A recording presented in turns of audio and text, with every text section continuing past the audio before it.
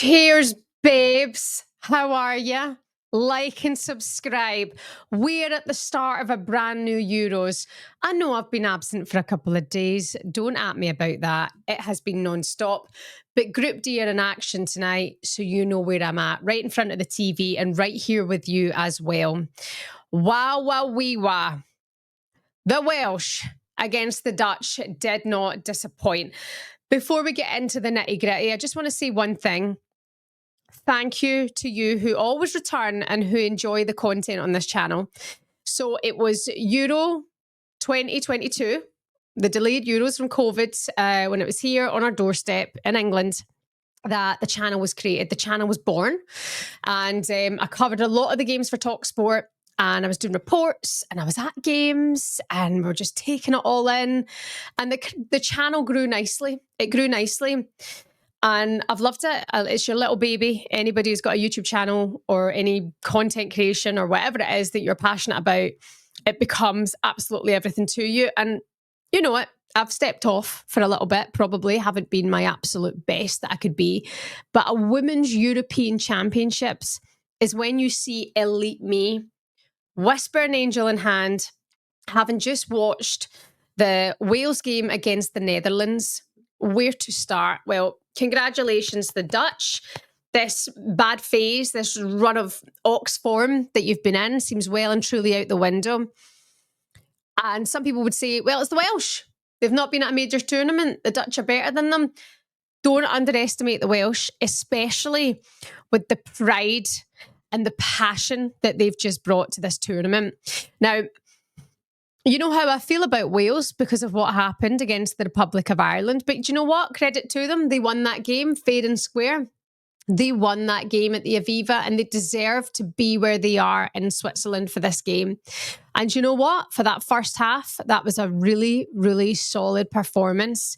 It's just so blooming difficult when experience and quality are just going to keep going against a decent performance. You know, they're going to keep going against it and they're eventually going to win.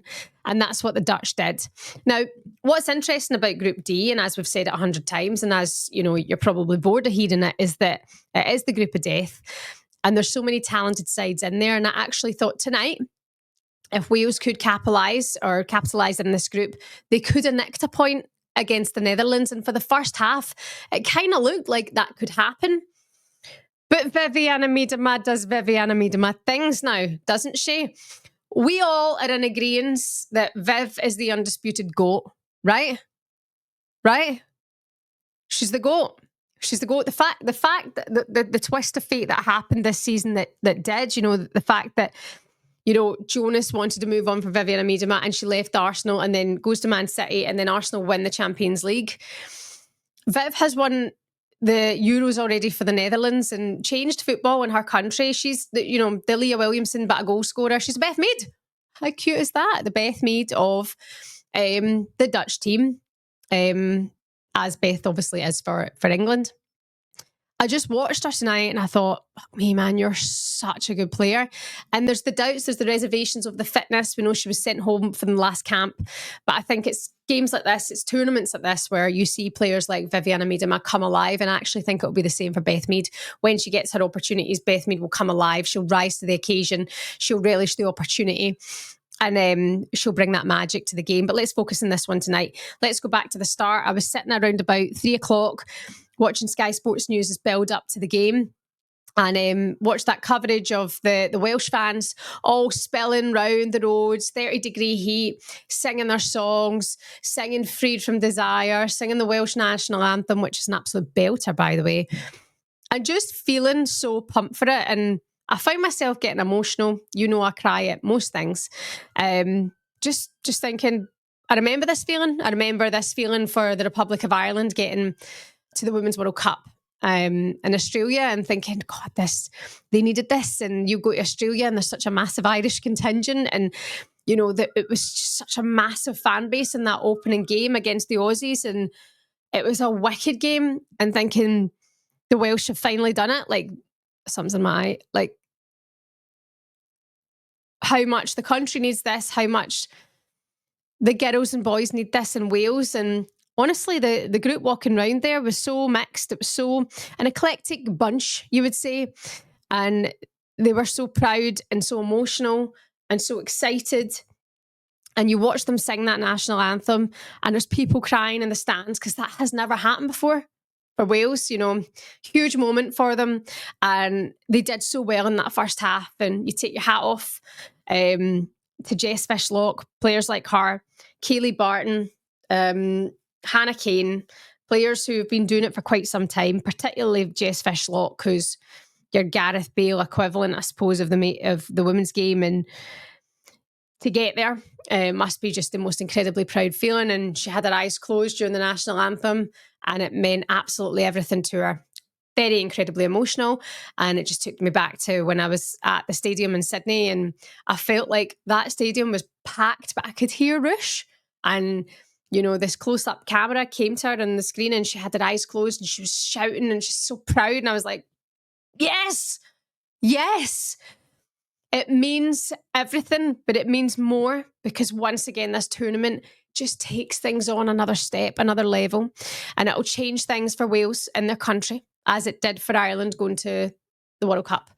So fair play to them. Decent performance, hairy moments, and let's talk about that goal from Vivianne Miedema when she just was allowed that space. We've seen that goal, that style of goal from Vivianne Miedema. How many times? I don't know. I can't count, but countless times Viv has just chop, curled one in, and she whipped it so clean. She knew what she was doing. It was like there was visualization before it, and you feel sorry for the player at that point who has been mugged off by Viv in a European Championship, especially when they've been playing so well beforehand. Outstanding, and that's her 100th goal for the Netherlands. The celebration was cute with Kasperai, my gal, Kasperai, who also had a good game. Subbed off, I thought, a little bit early, but this is the start of the tournament. For me, she'll be a mainstay in the team as the time goes on, and she should be. I think she's quality. She had a good chance at one point as well. Jill Roord, I think, hit the woodwork twice. They hit the woodwork 3 times in total.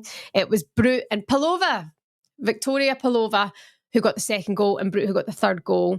Was it Bernstein? Scored a fourth, but in the end it was ruled off anyway. So a dominant display from the Netherlands, but I just do fully take my hat off and rate Wales for being there, for being part of it, for doing the job that they're doing, because it's more than just going and progressing from a group. I mean, if that happens, it's absolutely insane. There's no pressure on them to do that.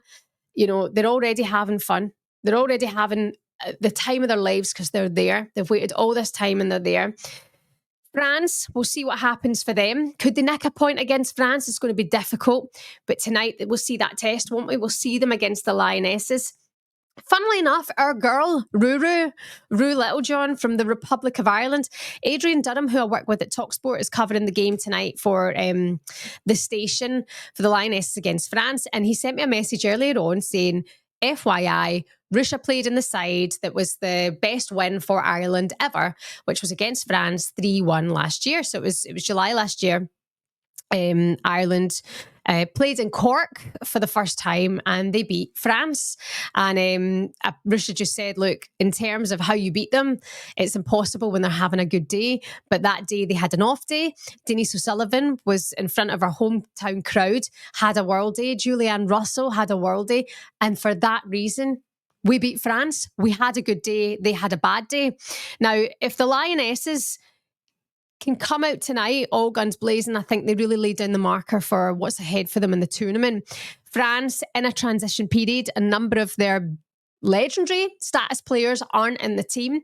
So how will they fare without them at the tournament? It could be the making of them or it could be the breaking of them. We'll wait and see. Either way, I'm really looking forward to this game tonight.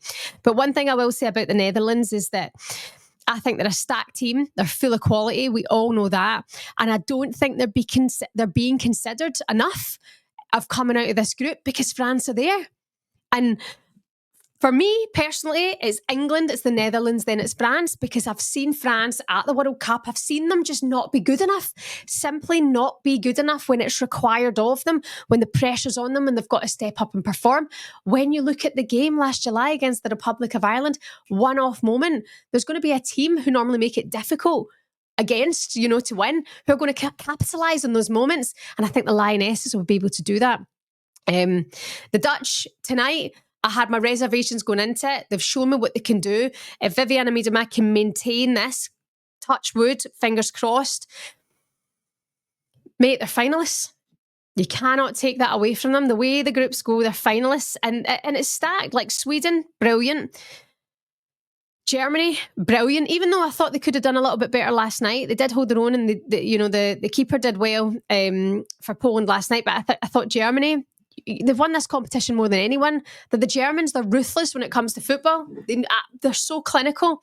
Spain, obviously, I just don't want to think about them yet as they progress in this competition. I mean, poor Portugal, you know, the other night. That was tough. That was tough. But for me, I think it's England and Netherlands that come out of the group. You can get in the comments and give me your thoughts on that. I don't mean it. I love France. I think they're great. They're really, really good. We'll just have to see how tonight goes. But I'm going to say this at 7:20. England and Netherlands. I think England will top the group and Netherlands will be there on goal difference. And I think France will finish third. Same number of points, but behind the Dutch on goal difference, simply because of Vivianne Miedema. But that said, they've got Kototo. Mama doesn't know anymore. All I know is that you need to like and subscribe and be with me on this journey as we aim to push this channel during another European Championships. Cannot wait. I'll be back later on to review the Lioness game. But do you know what, guys? We fucking love it, don't we? Love it. Cheers. Enjoy the Euros. I'm in on board with everything now. This week has been utter chaos. Let's go. Let's get absolutely into it. You can let me know in the comments who you think is going to come out of this group, who you think will go on to win the tournament, and what you think about that goal from Vivianne Miedema. Mwah. See you in a little bit.